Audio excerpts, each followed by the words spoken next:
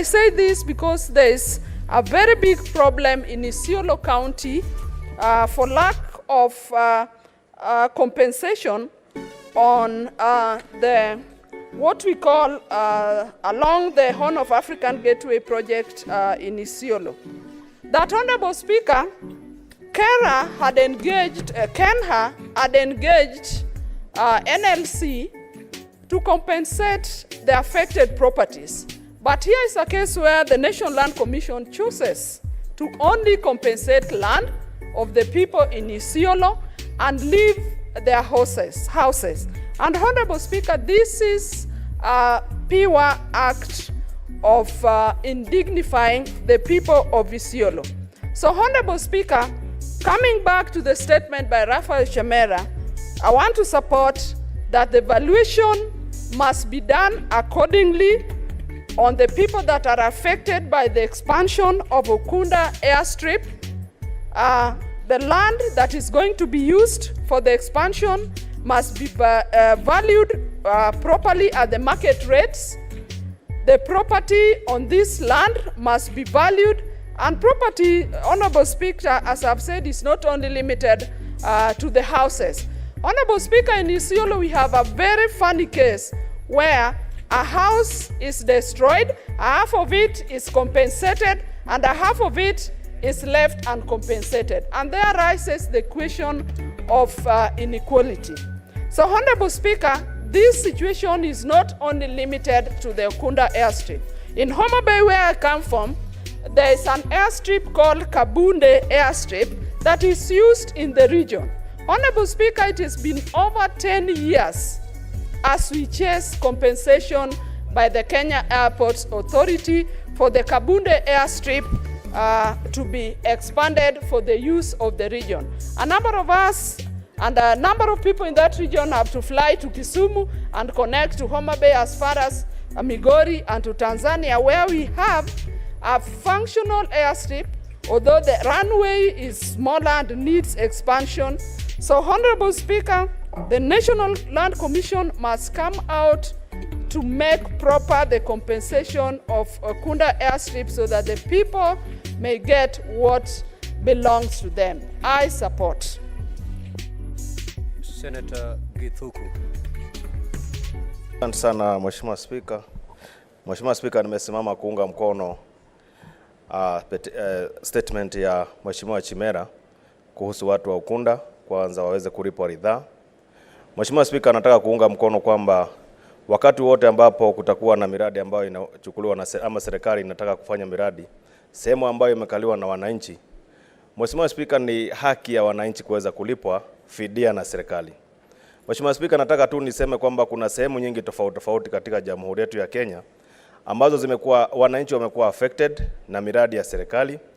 Nikisimama hapa Mheshimiwa Spika, nataka kuongelelea kuhusu watu wangu wa kaunti ya Lamu, ambapo Mheshimiwa Spika, pale mahali Lapset imekalia, Mheshimiwa Spika, kuna wananchi wangu pale ambao wameathirika sana. Serikali haijawahi kuwalipa ridhaa, na nataka Mheshimiwa Spika kuungana na wenzangu kwamba hiyo ni mradi ambao ni wa serikali ambao utafaidi serikali ya Kenya, na haitakuwa mzuri Mheshimiwa Spika watu wadogo ama watu wachache kama wale watu wangu wa Lamu Mheshimiwa Spika waweze kuumia.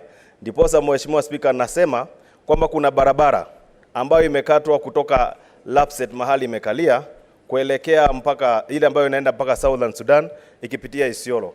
Mheshimiwa Spika, National Land Commission ilienda ika-identify wale watu ambao walikuwa wamekalia ile sehemu na wakasema kwamba wamequalify kuweza kulipwa, na tangia siku hiyo ambapo walichukua hiyo maoni na kuweza ku-identify wale watu ambao ni affected, Mheshimiwa Spika, hawajawahi kulipwa.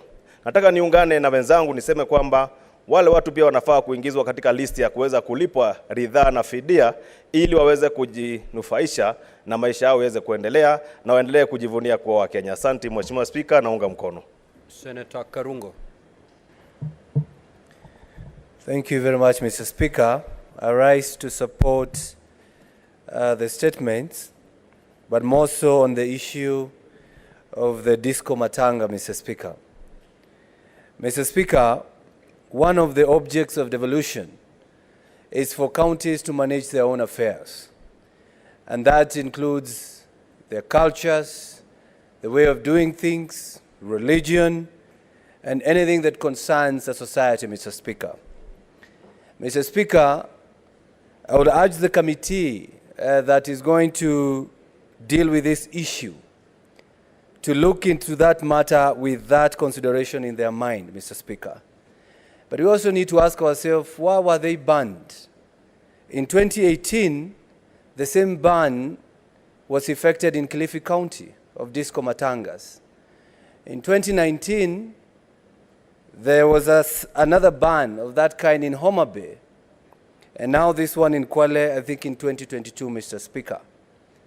Mr. Speaker, when the authority or when the Interior Department was banning these disco matangas, they cited unexpected pregnancies among the school-going children, because in these events there's discos, there's drinking, there's dancing, and it happens all the way to the morning from night, Mr. Speaker. And they give some reasons that it was affecting the 100% transition of students from primary school to secondary school because of unwanted pregnancies, Mr. Speaker. Mr. Speaker, as the Senator, as Senator Chimera said, instead of banning 100%, it should be somehow regulated. Because if that's how they feel when sending the departed one, that's how they feel is the best way to celebrate, Mr. Speaker, I don't think it should be 100% ban. I think they should be controlled in a way, maybe hours, maybe time, and maybe those in attendance or those to attend such disco matangas. Maybe where I come from, Mr. Speaker, we might not have this, but I feel it is my mandate and the mandate of this Senate to defend other people's rights. I remember somebody was telling me that they even have competitions. Who had the biggest disco matanga in a certain area when they're sending, they're paying the last respects to their departed one, Mr. Speaker. So I believe instead of banning them, let the security be enhanced. Instead of banning them, let the authority or the government come up with measures to help that they make sure they reduce these engagements that make the children, these unwanted pregnancies. Even the parents themselves can just take care of their children. You don't have to let them attend such events. So, Mr. Speaker, I support that statement, and I believe the committee will come with the right recommendations. Thank you very much, Mr. Speaker. Senator Hamida Kibwana.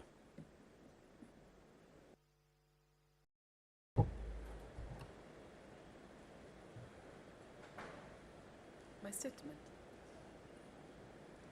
Thank you, Mr. Speaker. I rise to... Thank you, Mr. Speaker. I rise pursuant to Standing Order 53-1 to seek a statement from the Standing Committee on Finance and Budget regarding withholding value-added tax, VAT, obligations on petroleum products and its impact on businesses. In the statement, the committee should state the rationale for the current withholding VAT obligation on petroleum products, stating its impact on the profitability and sustainability of businesses in the petroleum sector. Number two, provide an analysis of the impact of the 2% withholding VAT on the petroleum industry, particularly in terms of job losses and negative effects on the economy, stating how changes made by the Finance Act 2021 to the Tax Procedures Act 2015 affected the petroleum industry's ability to seek exemptions from withholding VAT obligations. Number three, table evidence that supports the claim that removing the withholding VAT obligation on petroleum products will result in increased revenue from pay-as-you-earn, pay, corporate tax, and other revenues generated for county governments stating alternative measures that could be considered to ease the financial burden on petroleum businesses.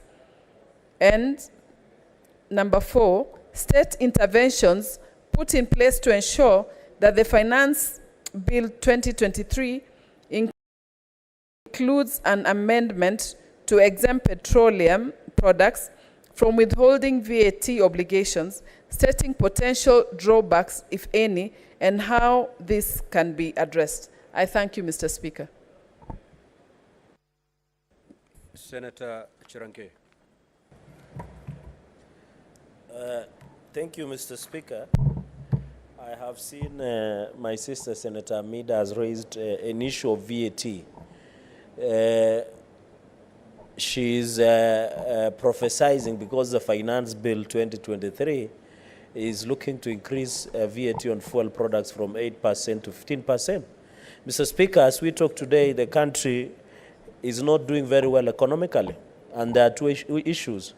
Either we tax or we borrow. The budget ceiling, Mr. Speaker, as we talk, is around 9.4 trillion Kenya shillings. And the ceiling that this House, and then I voted during the handshake arrangement, against was 10 trillion Kenya shillings, Mr. Speaker. We are looking at a budget of 3.6 trillion Kenya shillings, Mr. Speaker. Our public debt is no longer sustainable. Therefore, the fact that 8% has been increased to 15% on VAT, Mr. Speaker, is very critical in the growth of the economy. We either choose to go to countries like Canada, Ethiopia, Ethiopia and other countries who have default in terms of payment, in terms of public debt that we have internationally, Mr. Speaker. Secondly, Mr. Speaker, the issue of fuel subsidy. Who are these people? Mr. Speaker, as we talk today, there are many companies who are well connected that benefited from fuel subsidy. Mr. Speaker, who are the beneficiaries? Mr. Speaker, when you look, and I remember we censured as CS of Energy in the last session because of misuse and abuse of fuel subsidy, and then, Mr. Speaker, because what you are having is specific petrol stations who are selling fuel like a happy hour, Mr. Speaker, for people who add things more than water, and they were not in a position to tell us who are these, Mr. Speaker. As we talk today, there are many companies that want to be paid because they gave fuel subsidy, Mr. Speaker. That process was abused. Mr. Speaker, any sane economic person, the fuel and unga subsidy should be removed because it was not sustainable, Mr. Speaker. Mr. Speaker, it behooves all of us, Mr. Speaker, that we cannot survive on subsidy, Mr. Speaker. Look, for example, we better subsidize production over consumption. Because if we are talking about food security, for example, we better give farmers in Nyamira, Mr. Speaker, subsidized fertilizer to produce more of ndizi to be consumed in Nairobi, as opposed as giving unga that is subsidized, Mr. Speaker. And therefore, this statement by Senator Amida, with all due respect, of course the committee will dispense with, but in my own opinion, fuel subsidy was abused, Mr. Speaker. The international economists, the IMF, everybody has said you cannot live on subsidy. It is like living on Fulisa. You cannot live on Fulisa, Mr. Speaker. And therefore, when the finance bill, I would have wished to listen to the comments of Senator Amida when the finance bill will come before the floor of the House, because we need to raise our local revenue. We don't raise, we borrow more. We borrow more, the country, Mr. Speaker, will be sold reja like mitumba in some markets, Mr. Speaker. And we don't want, Mr. Speaker, to come here buying a loaf of bread, come with like 10 kilos of 100 shillings, Mr. Speaker, because our currency has been devalued, Mr. Speaker. And therefore, I think on a point of information, Mr. Speaker, Senator Amida is doing very well in many things, but I think on this one, I beg to disagree, because fuel subsidy has been abused, and the government under President William Ruto has done very well to remove any form of subsidy and cut down even on this budget, Mr. Speaker. I have seen, Mr. Speaker, in conclusion, there are many, and I hate to reply these things, Mr. Speaker, because I have seen our colleagues from the other aisle in Disco Matangas.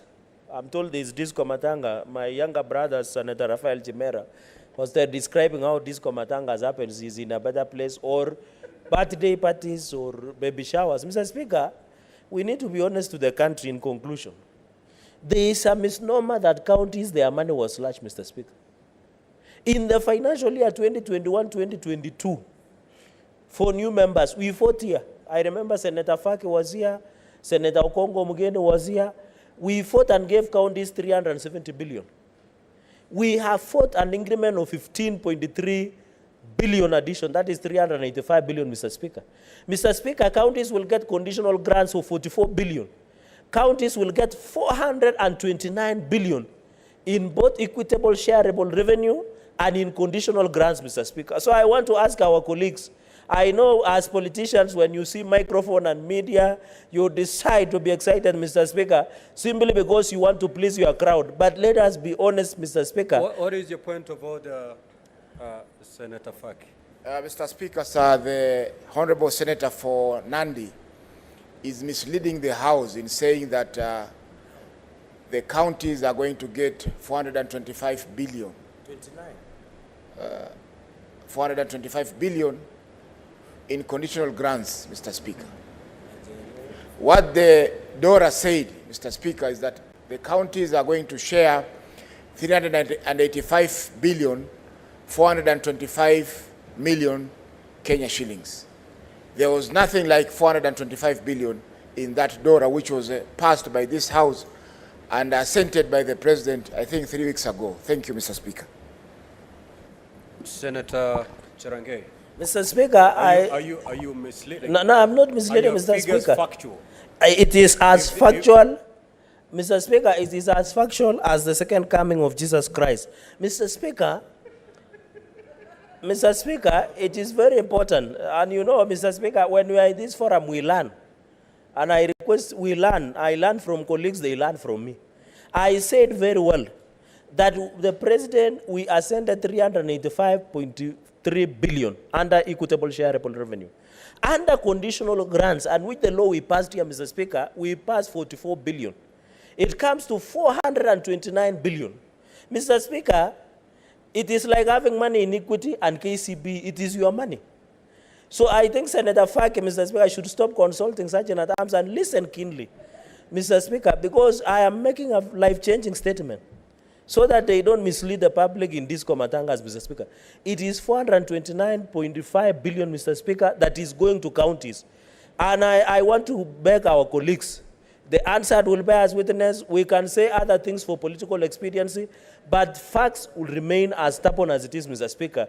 And therefore, Mr. Speaker, I want to raise there and hope when this issue of VAT will come up, Mr. Speaker, I will want to also sit because you remember, Mr. Speaker, I asked a question about fuel subsidy. Mr. Speaker, you saw the Daily Nation yesterday. 62 billion was lost. And among of it is under fuel subsidy. And the person who was making a lot of noise yesterday in Congress Course was the person who presided the loss of 62 billion. So since some of the side that are asking about VAT, they should be asking Uhuru Kenyatta and Raila Odinga where 62 billion that was meant on fuel subsidies, Mr. Speaker. We cannot lie to this country. I think the era of lies, Mr. Speaker, must stop because 62 billion, Mr. Speaker, cannot be accounted, Mr. Speaker. And therefore, I support. Thank you, Mr. Speaker. What is your point of order, Senator Eddie? Mr. Speaker, is Senator Cherargei in order to, I'm rising under Standing Order number 115. Is Cherargei, Senator, Honorable Member of Nandi, in order to verbatim call individuals' names as high as Honorable Raila Odinga and President Uhuru Kenyatta in this House without a substantive motion, Mr. Speaker? Is he in order? You are discussing other people. Mr. Speaker, Standing Order 155 is something else.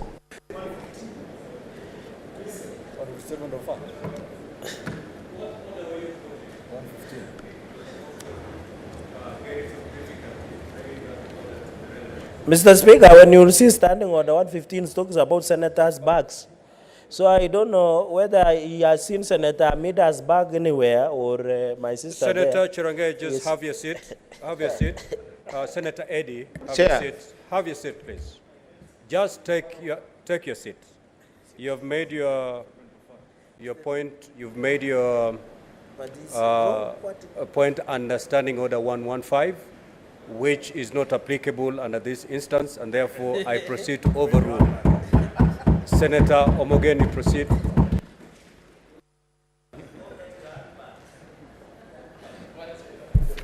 Yes, thank you, Mr. Speaker. I rise to support this statement that was raised by Senator Amida.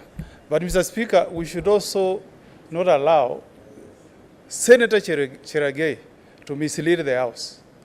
Mr. Speaker, we all know that the money that was voted by this House to go to the counties is 385 billion as a shareable revenue, Mr. Speaker.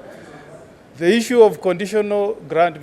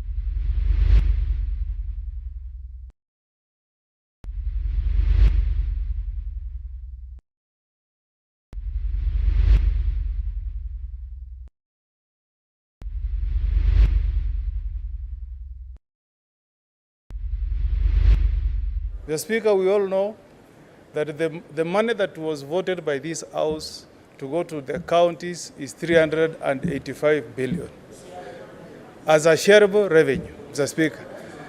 The issue of conditional grant in fuel from the current 8% to 16%, there will be trickle effect on the common mwananchi, the so-called hustler. It is sad, Mr. Speaker, that we are abandoning hustlers hardly before our first anniversary in office as UDA administration. And, Mr. Speaker, issues of taxation is not something to joke with. Poor taxation measures has brought down governments. Poor taxation measures has brought down governments. Mr. Speaker, we must be conscious about the poor, the people who vote for us. I don't mind, Mr. Speaker, increase of taxation to 35%. In fact, I wish the 3% property tax, the one you want to take away from teachers, can be lumped on MPs so that you pay 38%, so that we can think when we are passing laws touching on taxation. But, Mr. Speaker, to bring a law that is going to increase fuel on border is being insensitive, Mr. Speaker. And as people who have been elected to speak on What is behalf your our point of people, order, Senator Chirange? Mr. Speaker, is it in order for Commissioner, my criminal lawyer defender, during my heydays in trenches fighting for democracy, is it in order, Mr. Speaker, to mislead the House on the House levy fund, yet the Housing Act was passed, Mr. Speaker? And on only 3%, it will be 2,500 matched by the employer, Mr. Speaker, and it is capped. Is it in order to listen more, Mr. Speaker, to WhatsApp gossip as opposed getting, Mr. Speaker, a substantive issue as the learned senior counsel, Mr. Speaker, and is the only one in this session, Mr. Speaker? Is it in order to mislead, Mr. Speaker?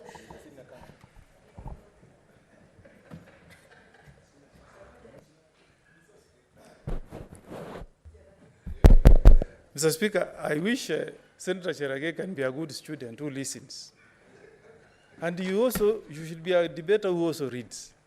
You should read the 156 pages of the finance bill, and you will see that there is a proposal therein to tax Kenyans 3% in the name of housing tax. It is there. So it's not a matter of gossip. Tax, Mr. Speaker. And I want to tell Senator Cherage. What's the point of order, Cherage? You know, you can't raise a Understanding order number 105, Mr. Speaker, on the statement of fact. Is it in order for the only learned senior counsel on the House, which will depend on this, to mislead all of us by saying 3% housing levy fund is a tax? Yet it is not, it is a saving, Mr. Speaker, that is paid, Madam Speaker, sorry, that is paid after 7 years, and he should be able, he has advised me to read finance bill, Mr. Speaker. I have read finance bill. In fact, I should be the one teaching him because, Madam Speaker, sorry, because the 3% we are talking about housing levy fund, Madam Speaker, is a saving. It is not a tax. Is it in order to mislead the House as per standing order number 105? Senior counsel, do you want to respond? Yes, to that? you know, Madam Speaker, lawyers are normally very poor with the figures. Whether you call it a levy, whether you call it a taxation, the thing is that you are raiding Kenyans' income and taking away 3%.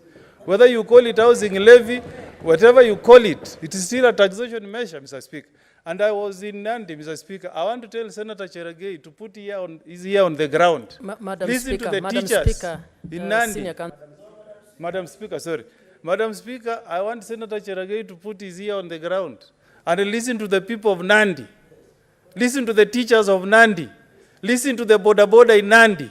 Listen to the Asla in Nandi. They will tell you they don't support these taxation measures, Mr. Speaker.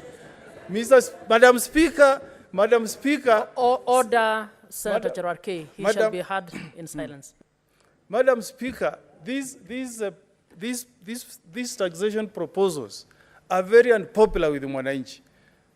Madam Speaker, in 2009, the Labour government in Australia came up with such very poor taxation measures, and it cost them. And I want to caution the Wood administration. You're going to be very sensitive with the way you deal with the Kenyans, especially, Madam Speaker, Mr. Speaker, sir, the people are in the low card of income, Mr. Speaker. When we pass any taxation, Mr. Speaker, sir, we must be conscious on how this is going to affect the common Mwananchi, Mr. Speaker. So I want to urge the committee to look at this matter keenly, Mr. Speaker. And if this is a matter that affects counties, I don't belong to the school of thought that says that Senate should never look on a finance bill, even when it has laws that concern counties. And in this particular finance bill, Mr. Speaker, there are so many laws that are hidden in there. The Employment Act is there. This thing you are calling housing levy is hidden there. All those are the things that concern counties, Mr. Speaker. And the only way we can reclaim the glory of this House, Mr. Speaker, is to demand, Mr. Speaker, that when we have laws... Senator Mugen, would you wish to be informed? Mr. Speaker, you know, Senator Cherage has been on his feet twice. So on this particular occasion, I wish to disappoint him. I am not willing to be informed by Senator Cherage. So, Mr. Speaker, let us as a House reflect on our mandate. And let us also, Mr. Speaker, look at the history of other Senate houses all over the world. You're going to fight for your space, Mr. Speaker. When the Senate of the U.S. was put in place, they never used to consider taxation laws, but they fought and got that space with time. The same with the Senate in Australia. And Mr. Speaker, we are a unique house because we enjoy direct mandate from the people. Senator Cherage was elected by the people of Nandi, direct, Mr. Speaker. It's not like the House of Lords in UK, where you get an appointment out of recognition of the contribution you have made to your country. As, Mr. Speaker, we have been elected directly by the people. How then, Mr. Speaker, can we be sitting here as a house that prides itself as being the upper house without seizing an opportunity like the one that is before us. And we demand that the finance bill comes before the Senate and we deal with it in a just manner, Mr. Speaker. Because we don't want our people, Mr. Speaker, to be at the mercy of the other house, Mr. Speaker. This is the upper house. We are few. We can debate on issues in a bipartisan manner and make a vote in a manner that does not subject our people to untold suffering. So, Mr. Speaker, I support this statement, and I hope the committee that will be tasked with this work will do justice to it, and we should get this report before the finance bill is debated by the other house. I support, Mr. Speaker. Next order, clerk. Before we move to the next order, clerk, we had deferred order 6. We will take that before we proceed to order 8. So kindly call order 6, please, on the order paper. Order number 6, notices of motion.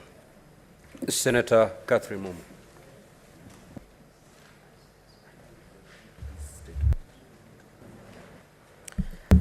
Thank you, Mr. Speaker, for granting me this opportunity to table this notice of motion on the regulation of electronic cigarettes in Kenya.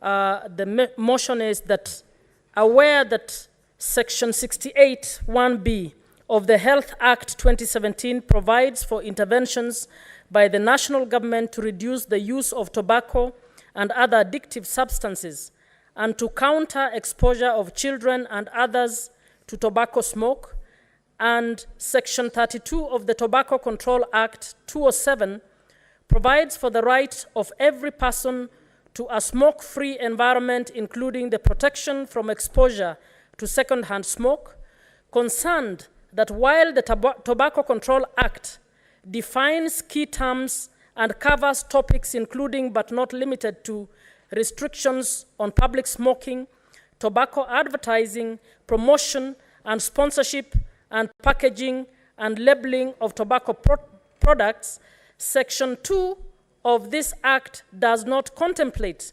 non-tobacco products and therefore lacks restrictions on the use, advertising, promotion, and sponsorship or packaging and labeling of synthetic nicotine in the form of e-cigarettes, resulting in the increase in popularity and consumption of e-cigarettes among youth, including minor children.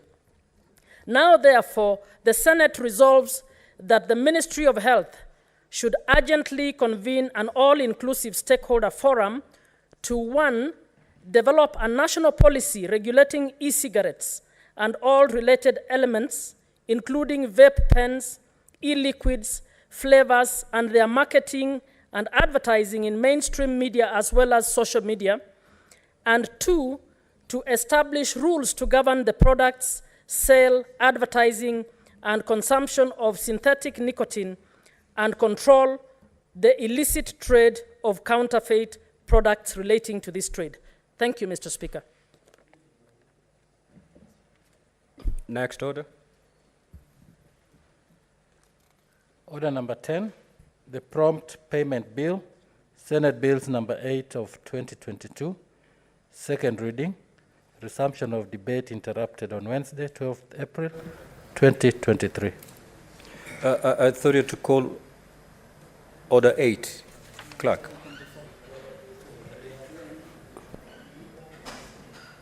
So that I know that the committee had requested for deferral, but for the purpose of the record, I thought you'll call out, we defer it, and then we proceed in that manner. Order number 8, the County Allocation of Revenue Bill, Senate Bills number 16 of 2023, second reading. Yeah, the committee had requested for deferral of that bill, and therefore it stands deferred. Proceed to the next order, please.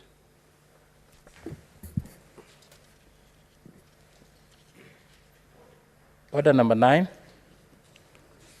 Committee of the Whole on the Equalization Fund Appropriation Bill, Senate Bills number 3 of 2023.